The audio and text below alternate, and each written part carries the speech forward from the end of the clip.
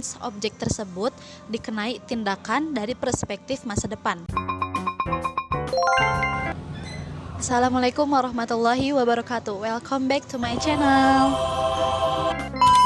Bertemu lagi dengan saya. My name is Nadia Sama. Pada kesempatan kali ini saya akan membahas satu topik yang menarik di dalam grammar bahasa Inggris yang berjudul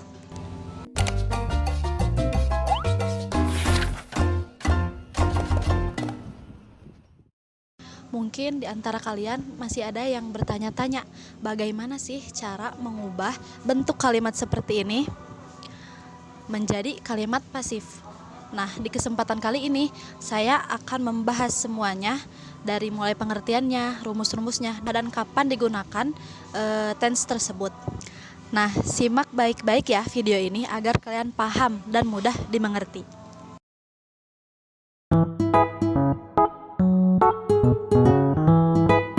Apa sih pengertian dari passive voice of simple future tense ini?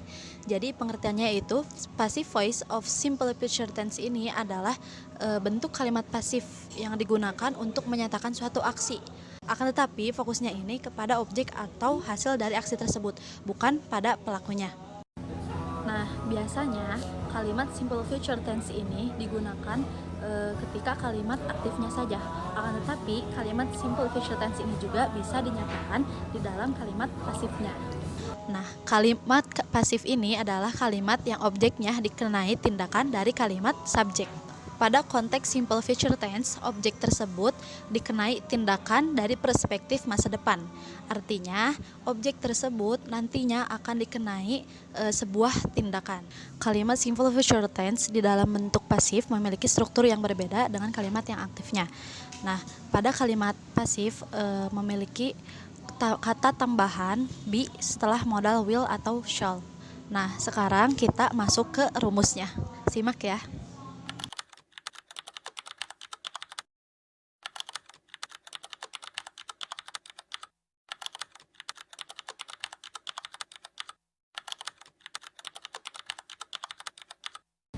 Itu adalah rumus dari si voice of simple future tense. Kemudian kita masuk ke jenis kalimatnya. Masuk ada kalimat positif, negatif, dan interrogatif, dan contoh-contoh. Simak ya videonya. Nah, sekarang mari kita lihat contoh yang pertama. Nah, yang contoh pertama ini di sini ada kalimat aktif dan kalimat pasif. Nah, contoh dari kalimat aktifnya, he will paint the house next month, yang artinya dia akan mengecat rumah itu bulan depan.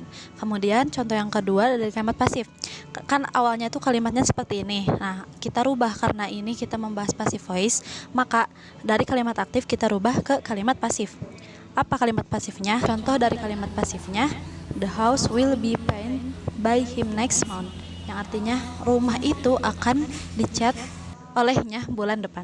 Nah, yang tadinya katanya itu dia akan mengecat, ketika masuk ke kalimat pasif maka rumah itu akan dicat, seperti itu. Nah, itu contoh yang pertama dari kalimat aktif ke kalimat pasif. Kemudian kita lihat contoh dari kalimat pasif. Nah, di sini ada kalimat positif, negatif, dan interrogatifnya. Nah, gimana sih rumusnya? Rumus ketika positif itu yaitu yang pertama subjek plus will atau shall plus be plus past participle atau verb 3, kemudian plus by plus object. Nah, contohnya the house will be painted by him next month, yang artinya rumah itu akan dicat olehnya bulan depan.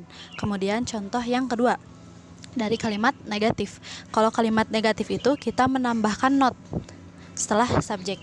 Apa rumusnya? Rumusnya itu yang pertama subject plus will atau shall plus not plus be plus past participle plus by plus object. Contohnya the house will not be painted by him next month, yaitu artinya rumah itu tidak akan dicat olehnya bulan depan. Nah, karena ini kalimat negatif maka maknanya juga diganti, jadi rumah itu tidak akan dicat. Nah, contoh yang ketiga dari kalimat interrogatif. Nah, kalau di kalimat interrogatif ini subjeknya itu ditukar setelah will atau shall. Gimana? Jadi rumusnya will or shall plus subject plus be plus past participle plus by plus object. Jadi contohnya, will the house be painted by him next month? Artinya apakah rumah itu akan dicat olehnya bulan depan. Kemudian ciri khas dari interrogatif ini adalah tanda tanya, karena kalimat interrogatif itu adalah kalimat tanya, seperti itu. Kemudian kita lanjut ke contoh yang kedua. Di sini juga sama seperti contoh yang pertama, ada kalimat aktif dan kalimat pasif. Nah, apa kalimat aktifnya? The will build a new library next year, yang artinya mereka akan membangun perpustakaan baru tahun depan.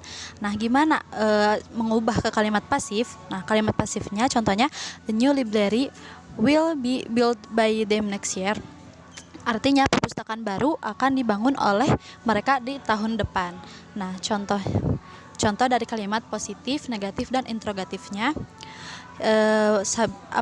rumus yang harus kita ketahui dalam kalimat positif seperti tadi sama, yaitu subject plus will or shall plus be plus past participle atau verb 3 plus by plus object.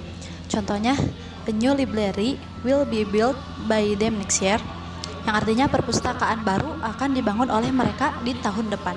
Kemudian contoh yang kedua yaitu kalimat negatif. Seperti yang tadi kita ketahui, kalau negatif itu kita tambahkan not setelah subject. Rumusnya subject plus will or shall plus not plus be plus past participle or verb 3 plus by plus object. Contohnya, a new library will not be built by them next year, yang artinya perpustakaan baru tidak akan dibangun oleh mereka di tahun depan.